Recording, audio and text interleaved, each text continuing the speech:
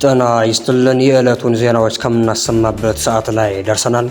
እስከ ዜናዎቻችን ፍጻሜ ላይክ እና ሼር እንዲሁም ሰብስክራይብ በማድረግ አብራችሁን ቆዩ። ባለፉት 48 ሰዓታት ውስጥ በርካታ የኢራን የዜና ምንጮች ኔታንያሁ በኢራን ጥቃት ተገድለው ሊሆን ይችላል የሚሉ ዘገባዎችን በከፍተኛ ፍጥነት እያሰራጩ ይገኛሉ። ኢራን በእስራኤልና በአሜሪካ የጦር ሰፈሮች ላይ ጥቃት ማድረሷን አረጋገጠች። በእስራኤል የሚሳኤል እጥረት ሳቢያ ዋሽንግተን ስጋት ገብታለች ተባለ። ሩሲያ ለኢራን ድሮኖችን እያቀረበች ነው ሲሉ ዘለንስኪ ተናገሩ። ሶስተኛ ሳምንቱን በያዘው አሜሪካና እስራኤል በኢራን ላይ የከፈቱት ጦርነት ፍጥጫው አሁንም ቀጥሏል።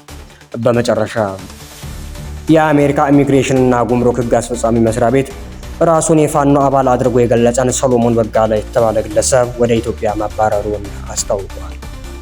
በትራንስፖርት ታሪፍ ላይ ጭማሪ መደረጉ ተነገረ። የፌዴራሉ ከፍተኛ ፍርድ ቤት ምርጫ ቦርድ ራያ አላማጣንና ሁመራን ጨምሮ በ5 የምርጫ ክልሎች ከትግራይ ውጭ የህዝብ ተወካዮች ምርጫ እንዳይካሄድ ጥሎት የነበረውን ጊዜያዊ እገዳ አነሳ። ለዕለቱ ያጠናቀርናቸው አበይት ጉዳዮቻችን ናቸው። እስከ ዜናዎቻችን ፍጻሜ አብራችሁን ቆዩ።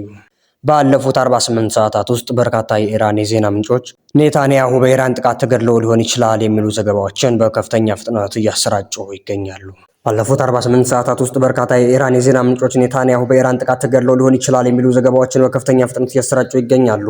እስካሁን ድረስ ግን ይህ መረጃ በማንኛውም ይፋዊ ምንጭ አልተረጋገጠም። አናዳሎ መረጃው ፍጹም ውሸት ነው ብሏል። የእስራኤል ጠቅላይ ሚኒስትር በይፋ ከታዩ ቀናቶች ተቆጥረዋል። የኢራን ከፍተኛ ወታደራዊ መሪዎች ይህ ህፃናት ገዳይ ጠቅላይ ሚኒስትር በህይወት ካለ የትም አያመልጠንም ሲሉ ለፕሬስ ቲቪ ተናግረዋል። በተያያዘ ዜና አንድ ህንዳዊ ጋዜጠኛ በሚዘግብበት ወቅት የእስራኤል ጠቅላይ ሚኒስትር መደበቂያን ጠቁሟል በሚል ታስሯል። አዲስ መረጃ እንደዘገበው ኢራን በእስራኤልና በአሜሪካ የጦር ሰፈሮች ላይ ጥቃት ማድረሷን አረጋገጠች። በኩዌትና ኢራቅ በሚገኙ የአሜሪካ 3 የጦር ሰፈሮች ላይ ከባድ ውድመት መመዝገቡን ቴሄራን አሳውቃለች። የሀገሪቱ አብዮታዊ ዘብ ኃይል እስራኤልን ኢላማ ከማድረጉን ባሻገር በመካከለኛው ምስራቅ ቁልፍ መሰረተ ልማቶች ላይ ጦርነቱን ለመመከት የሚያስችለውን እርምጃ እየወሰደ መሆኑን አስገንዝቧል። እስራኤል በአደጋ መጥቷል ድምፅ ሰጭ ደወሎች ስትናጥ ማደሯንና የኢራን የሚሳኤል ወጀብ እየተወነጨፈባት መሆኑንም አይአርጂሲ አስታውቋል። የእስራኤል መንግስትም ቢሆን ጥቃት እየተሰነዘረበት መሆኑን ይፋ አድርጓል።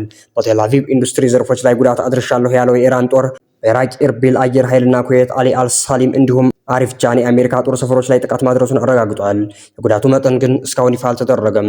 ሳውዲ አረቢያ፣ ኳታርና አረብ ኤሚሬቶችም ጥቃቶች በርትተውባቸዋል። ሳውዲ 10 ሰው አልባ አውሮፕላኖችን አክሽፌያለሁ ስትል ኢራን ከጥቃቱ ጀርባ እጅ የለበትም በሚል ማስተባበያ መስጠቷም ተሰምቷል።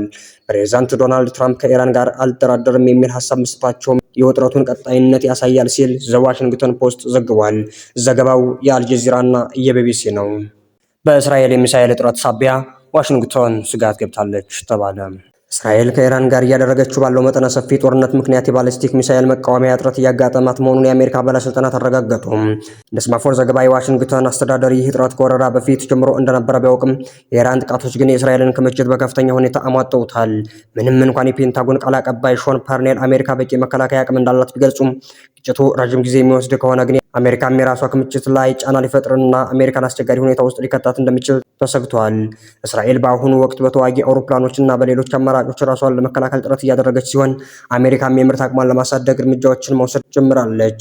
አዲስ መረጃ እንደዘገበው ሩሲያ ለኢራን ድሮኖችን እያቀረበች ነው ሲሉ ዘለንስኪ ተናገሩ። የዩክሬኑ ፕሬዝዳንት ቮሎዲሚር ዘለንስኪ ሩሲያ ለመካከለኛው ምስራቅ ታጣቂዎች ድሮኖችን እያቀረበች መሆኑን ለሲኤንኤን በሰጡት ቃለ ምልልስ ላይ ገለጹ።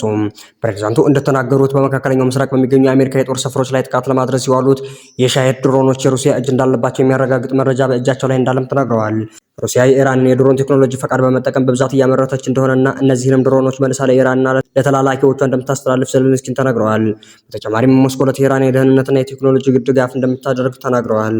አዲስ መረጃ እንደዘገበው ሶስተኛ ሳምንቱን በያዘው አሜሪካና እስራኤል በኢራን ላይ የከፈቱት ጦርነት ፍጥጫው አሁንም ቀጥሏል። ኢራን በባግዳድ በሚገኘው የአሜሪካ ኤምባሲ ግቢ የሚሳኤል ጥቃት የፈጸመች ሲሆን ከአሜሪካ ጋር የተያያዙ የኃይል መሰረተ ልማቶች ላይ ጥቃት እንደምትሰነዝር ዝታለች። ዩናይትድ ስቴትስ በበኩሏ ከ2000 የሚበልጡ የባህር ኃይል ወታደሮችን ወደ መካከለኛው ምስራቅ ማሰማራቷን ገልጻለች። ዩናይትድ ስቴትስና እስራኤል በኢራን ላይ ጥቃት መፈጸማቸውን በቀጠሉበትና ኢራን በባህረ ሰላጤው ሀገራት የነዳጅና የኃይል መሰረተ ልማቶችን ማጥቃቱን በቀጠለችበት በአሁኑ ወቅት ዩናይትድ ስቴትስ ወደ 2500 የሚጠጉ የአሜሪካ የባህር ኃይል ወታደሮችን ወደ መካከለኛው ምስራቅ ማሰማራቷን ገልጻለች። የዩናይትድ ስቴትስ አሜሪካ መከላከያ ሚኒስትር ፒት ሄግሴት እንዳሉት የኢራንን ዓለም አቀፍ የነዳጅ ጭነቶችን የማስተጓጎል ስጋት ሀገራቸው እየፈታች በመሆኑ ስጋት ሊሆን እንደማይገባ ገልጸዋል። የዩናይትድ ስቴትሱ ፕሬዝዳንት ዶናልድ ትራምፕ በበኩላቸው የሆርሙዝ የባህር ወሽመጥ ክፍት እንዲሆን ሌሎች ሀገሮችም የጦር መርከቦችን እንዲልኩ ጠይቀዋል። ትራምፕ ትሩዝ ሶሻል በሚባለው የግል ማህበራዊ መገናኛ ብዙሃን እንደጻፉት ቻይና፣ ፈረንሳይ፣ ጃፓን፣ ደቡብ ኮሪያ፣ ታላቋ ብሪታንያ እና ሌሎችም ሀገሮች እንደሚሳተፉ ተስፋ አደርጋለሁ ብለዋል። በአንድም ሆነ በሌላ መንገድ የሆርሙዝ ወሽመጥ በቅርቡ ክፍት ይሆናልም ብለዋል። ይህ በእንዲሁ እንዳለ ኢራን በባህረ ሰላጤው ሀገሮች ላይ የምትሰነዝረውን የአየር ጥቃት ዛሬም ቀጥላ ነው የዋለችው። የሳዑዲ አረቢያ የመከላከያ ሚኒስትር ዛሬ ማለዳ እንዳስታወቀው በዮርዳኖስ ድንበር አቅራቢያ በሚገኝና ብዙም ህዝብ በማይኖርበት የአልጃውፍ ክልል ውስጥ አንድ ድሮን መጥቶ መጣሉን አስታውቋል። ሚኒስትሩ ወደ ምስራቃዊ ክልል የሚያመሩ ሌሎች 7 ድሮኖችን መጥቶ መጣሉን ተናግሯል። ይህም በኢራን አቅራቢያ ካሉት የሀገሪቱ ዋና ዋና የነዳጅ ማመንጫዎች አንዱ ነው። የኳታር የመከላከያ ሚኒስትር ለተሰነዘሩበት የሚሳኤል ጥቃት ምላሽ መስጠቱን ገልጿል። በዱባይም በከተማው መሃል በሚገኝ አንድ ህንጻ ፊት ለፊት ጥቃት መድረሱ ተዘግቧል። ያም ሆኖ አደጋው ምንም አይነት ጉዳት ሳያስከትል በቁጥጥር ስር መዋሉን መገናኛ ብዙሃን ዘግበዋል። ሐማስ ኢራን በጎረቤት ሀገሮች ላይ የምትሰነዝረውን ጥቃት እንድታቆም ጥሪ አቅርቧል። የአሜሪካ ፕሬዝዳንት ዶናልድ ትራምፕ ትሩዝ ሶሻል በተባለው የመገናኛ ብዙሃናቸው ባሰፈሩት ጽሑፍ በሳዑዲ አረቢያ በሚገኝ አንድ ሰፈር ላይ በተፈጸመ ጥቃት የተመቱ የነዳጅ ማደያ አውሮፕላኖች ምንም ጉዳት አልደረሰባቸውም ብለዋል። ትራምፕ 4 አውሮፕላኖች ወደ አገልግሎት መመለሳቸውንና 5ኛው ደግሞ በቅርቡ ወደ አየር እንደሚመለስ ተናግረዋል። ትራምፕ በዎል ስትሪት ጆርናል ላይ የተመዘገበውን የአሜሪካ መገናኛ ብዙሃን ዘገባዎች ተችተዋል። ዘገባው የኢራን ጥቃት በፕሪንስ ሱልጣን አየር ማረፊያ ላይ የነበሩትን 5 አውሮፕላኖች እንዳወደመ የሚገልጽ ነበር። ዶይቼ ቬለ እንደዘገበው የአሜሪካ ኢሚግሬሽንና ጉምሩክ ሕግ አስፈጻሚ መስሪያ ቤት ራሱን የፋኖ አባል አድርጎ የገለጸን ሰሎሞን በጋለ የተባለ ግለሰብ ወደ ኢትዮጵያ ማባረሩን አስታውቋል። የፕሬዝዳንት ዶናልድ ትራምፕ አስተዳደር በስደተኞችና ጥገኝነት ጠያቂዎች ላይ እየወሰደ ያለውን ጠንካራ እርምጃ የሚያስፈጽመው ይህ መስሪያ ቤት ከትግራይ ጦርነት ጋር በተያያዘ ግለሰቡ ላይ ከባድ ውንጀላዎችን አቅርቧል። መስሪያ ቤቱ ሐሙስ መጋቢት 4 2018 ዓ.ም የግለሰቡን ፎቶግራፍ አያይዞ ባሰራጨው ልጥፍ ሰሎሞንን የገለጸው የሰብአዊ መብቶች ጥሰት ፈጻሚ፣ የታጣቂ ቡድን አባልና የዘር ማጥፋት ተጽዕኖ ፈጣሪ በሚል ነው። ግለሰቡ ስደተኛ በመሆን የሚገኙ ጥቅሞች እንደተከለከለ የገለጸው መስሪያ ቤቱ ባለፈው ሳምንት ሐሙስ የካቲት 26 2017 ዓ.ም ወደ ኢትዮጵያ እንደተባረረ አስታውቋል። ሰሎሞን የተባረረው ኢሚግሬሽን መኮንኖች በርካታ የማህበራዊ ሚዲያ አካውንቶችን ካገኙ በኋላ እንደሆነም ተገልጿል። በእነዚህ አካውንቶች በይፋ ራሱን የደረጃ 3 የሽብር ቡድኑ ፋኖ አባል አድርጎ ገልጿል ብሏል። በእነዚህ አካውንቶች በይፋ ራሱን የደረጃ 3 የሽብር ቡድን ፋኖ አባል አድርጎ ገልጿልም ብሏል። ሰሎሞን በጋለ ልጥፎች የትግራይ ተወላጆችን ከኢትዮጵያ በማጽዳት ማሳደድና ጥቃት እንዲፈጸምባቸው ጥሪ አቅርበዋል ሲልም ወንጅሏል። በፌስቡክ ላይ ከ100 ሺህ በላይ ተከታዮች ያሉት ሰሎሞን የትግራይ ተወላጆች ላይ ጥቃት እንዲፈጸም አነሳስተዋል ከተባሉ የማህበራዊ ሚዲያ ልጥፎች ጋር በተያያዘ ስሙ ሲነሳ ይሄ መጀመሪያው አይደለም። ዘ ቢሮ ኦፍ ኢንቨስቲጌቲቭ ጆርናሊዝም የተባለው ለትርፍ ያልተቋቋመ የምርመራ ጋዜጠኝነት ማዕከል ላይ በአውሮፓውያኑ 2022 የወጣ አንድ የምርመራ ዘገባ ሰሎሞንን ጠቅሶታል። ዘገባው ፌስቡክ የማህበራዊ ሚዲያ አክቲቪስቶች ከትግራይ ጦርነት ጋር በተያያዘ ኢትዮጵያ ውስጥ ብሔር ተኮር ግድያ እንዲፈጸም እንዲያነሳሱ አስችሏል በሚል በተጎጂዎች ስለቀረበበት ክስ ያትታል። ዘገባው በአማራ ክልል ውስጥ የተገደሉ አንድ የትግራይ ተወላጅ ታሪክን በማንሳት የተጠቀሰ ሲሆን ቤተሰቦቻቸው ግድያ እንዲፈጸም አነሳስተዋል በሚል ካነሷቸው ልጥፎች አንዱ የሰሎሞን በጋለ ነው። ቢቢሲ በአሜሪካ ኢሚግሬሽንና ጉምሩክ ሕግ አስፈጻሚ መስሪያ ቤት የቀረበውን ውንጀላ በተመለከተ የሰሎሞንን አስተያየት ለማካተት ያቀረበው ጥያቄ እስካሁን ምላሽ አላገኘም። ይሁን እንጂ ሰሎሞን ሐሙስ ምሽት ሀበሻ ለተባለው የበይነ መረብ መገናኛ ብዙሃን በሰጠው ቃለ ምልልስ የቀረቡትን ክሶች ውድቅ አድርጓል። ሰሎሞን ለ2 ወር ገደማ ታስሮ ወደ ኢትዮጵያ መባረሩን ያረጋገጠ ሲሆን በቁጥጥር ስር የዋለው ለጥገኝነት ጥያቄ ቀጠሮ ወደ ፍርድ ቤት በሄደበት ወቅት እንደሆነም ተናግሯል። የሐሰት መረጃ እንደቀረበበትና ዘመቻ እንደተደረገበት የገለጸው ሰሎሞን እንደ ህዝብ ጥቃትን የሚያነሳሳ ጽሑፍ እንዳላጋራ በመግለጽ አስተባብሏል። የአሜሪካዊ ስደተኞች ተቆጣጣሪ መስሪያ ቤት ሰሎሞን አባል የሆነበት የፋኖ ኃይል በደረጃ 3 የሽብር ቡድንነት የተመደበ እንደሆነ መግለጹ ማህበራዊ ሚዲያ ላይ መነጋገሪያ ሆኗል። የአሜሪካ የዜግነትና ኢሚግሬሽን አገልግሎት መረጃ እንደሚያመላክተው እዚህ ምድብ ውስጥ የተካተቱ ቡድኖች አባል የሆኑ ግለሰቦች ወደ ሀገሪቱ እንዳይገቡ ሊከለከሉና በስደተኝነት የሚሰጡ ጥቅሞችን እንዲያገኙ ሊደረጉ ይችላል። ከሽብርተኝነት ጋር የተያያዙ ድርጊቶች በአንጻራዊነት ሰፊ እንደሆኑ የሚጠቅሰው መስሪያ ቤቱ መረጃ ብዙውን ጊዜ ከሽብርተኝነት ጋር ግንኙነት እንዳላቸው በማይታሰቡ ግለሰቦችና እንቅስቃሴዎች ላይም ተግባራዊ ሊሆን እንደሚችል አስፍሯል። ግለሰቦች ከሽብርተኝነት ጋር በተያያዘ ወደ አሜሪካ እንዳይገቡ ከሚያስከለክሏቸው ምክንያቶች መካከል በሰዎች ላይ ከፍተኛ ጉዳት ወይንም ሞት ለማድረስ በማሰብ የሽብርተኝነት እንቅስቃሴን ማነሳሳት የሚለው ይገኝበታል። የሽብርተኛ ድርጅቶች ተወካይ ወይንም አባል መሆን እንዲሁም የሽብር ድርጊትን መደገፍ ከምክንያቶች መካከል ናቸው። በመስሪያ ቤቱ አሰራር መሰረት የሽብር ቡድኖቹ በ3 ደረጃዎች ይከፈላሉ። በደረጃ 1 ላይ የሚቀመጡት በአሜሪካ የውጭ ጉዳይ ሚኒስቴር ሽብርተኛ ተብለው የሚፈረጁ የውጭ ድርጅቶች ናቸው። በዚህ ምድብ ውስጥ የሚገቡት የሽብር ድርጊቶች ውስጥ የሚሳተፉ ወይንም በእንደዚህ አይነት እንቅስቃሴ ለመሳተፍ አቅምና ዓላማ ያላቸው መሆን አለባቸው።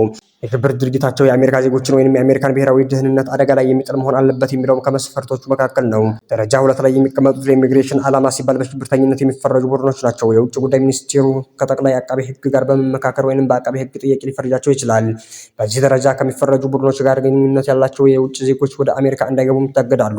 በአማራ ክልል የሚንቀሳቀሰው የፋኖ ኃይል በተጠቀሰበት 3ኛ ደረጃ ውስጥ የሚካተቱ ቡድኖች 2 ቡድኖች ውስጥ ከሚገቡት ድርጅቶች በተለየ ሁኔታ በውጭ ጉዳይ መስሪያ ቤት የተፈረጁ አይደሉም። በዚህ ምድብ ውስጥ የሚካተቱት ድርጅቶች ያልተፈረጁ የሽብር ቡድኖች ተብለውም እንደሚጠሩ የአሜሪካ የዜግነትና ኢሚግሬሽን አገልግሎት መረጃ ያመላክታል። ሁለት ወይንም ከዚያ በላይ ግለሰቦችን የያዘ ቡድን በዚህ ውስጥ እንደሚካተት የሚገልጸው መረጃው የተደራጁ ወይንም ያልተደራጁ ሊሆኑ እንደሚችሉም ጠቅሷል። በሽብር ድርጊት ውስጥ የሚሳተፉ ወይንም የማይሳተፉ ንዑስ ቡድን ያላቸው ድርጅቶች እዚህ ምድብ ውስጥ እንደሚገቡም ገልጿል። ልክ እንደ ደረጃ 1 እና ደረጃ 2 ድርጅቶች መደበኛው የፍረጃ ሂደት ውስጥ ባያልፉም ድርጊቶቻቸው ብቻቸውን እንደ ሽብር ድርጊቶች ለመቆጠር ያበቋቸዋል ሲልም ያብራራል። መስሪያ ቤቱ እንደሚያስረዳው አንድ ቡድን ደረጃ 3 የሽብር ድርጅት ተብሎ ይጠራ አይጠራ የሚለው የሚወሰነው በአጠቃላይ ፍረጃ አይደለም። ይልቁንም የኢሚግሬሽን ጥቅም ለማግኘት የሚቀርብ ማመልከቻ ላይ ከሚደረግ ግምገማ ጋር በተያያዘ በእያንዳንዱ ኬዝ ላይ ውሳኔ እንደሚሰጥ የመስሪያ ቤቱ መረጃ ይገልጻል። የደረጃ 3 ድርጅቶች በየጊዜው የሚነሳና የሚለወጥ እንደሆነም አብራርቷል። ሶሎሞን በሰጠው ቃለ መጠይቅ በቁጥጥር ስር የዋለው የስደተኝነት ማመልከቻውን በተመለከተ ለተሰጠው ቀጠሮ ፍርድ ቤት በተገኘበት ሰዓት እንደሆነም ተናግሯል። ወንጀላው የቀረበበትም ከትግራይ ጦርነት ጋር በተያያዙ የፌስቡክ ልጥፎቹ እንደሆኑ ጠቁሟል። በስደተኞች ላይ ጠንካራ እርምጃዎችን እየወሰደ ያለው የፕሬዝዳንት ትራምፕ አስተዳደር ከዚህ ቀደም ቪዛ የተሰጣቸው ሰዎችን የማህበራዊ ሚዲያ ልጥፎች እየተከታተለ እርምጃ ለመውሰድ ይጠቀማል የሚል ክስ ቀርቦበትም ነበር። ይህንን ክስ ያቀረቡት የአሜሪካ የሰራተኛ ማህበራት እርምጃው ሀሳብን በነጻነት የመግለጽ መብትን ይጋፋል ማለታቸውን የሮይተርስ የዜና ወኪል ዘግቦት ነበር። በወቅቱ ለዚህ ክስ ምላሽ የሰጡት የአሜሪካ ውጭ ጉዳይ መስሪያ ቤት ምክትል ቃል አቀባይ ሽብርን የሚደግፉ የውጭ ዜጎችን የመቀበል ግዴታ የለብንም ብለዋል። ዘገባው የሮይተርስ ነው። በመጨረሻ በትራንስፖርት ታሪፍ ላይ ጭማሪ መደረጉ ተነገረ። የፌዴራሉ ከፍተኛ ፍርድ ቤት ምርጫ ቦርድ ራያ አላማጣንና ሁመራን ጨምሮ በ5 የምርጫ ክልሎች ከትግራይ ውጭ የህዝብ ተወካዮች ምርጫ እንዳይካሄድ ጥሎት የነበረውን ጊዜያዊ እገዳ አነሳ። በወቅታዊ የነዳጅ ምርቶች የችርቻሮ መሸጫ ዋጋ ላይ የተደረገውን የዋጋ ጭማሪ ተከትሎ በአዲስ አበባ ከተማ የትራንስፖርት ታሪፍ ላይ ጭማሪ መደረጉ ታውቋል። የአዲስ አበባ ከተማ ትራንስፖርት ቢሮ አዲሱ ታሪፍ ከነገ ሰኞ መጋቢት 7 2018 ዓ.ም ጀምሮ ተግባራዊ እንደሚደረግም ገልጿል።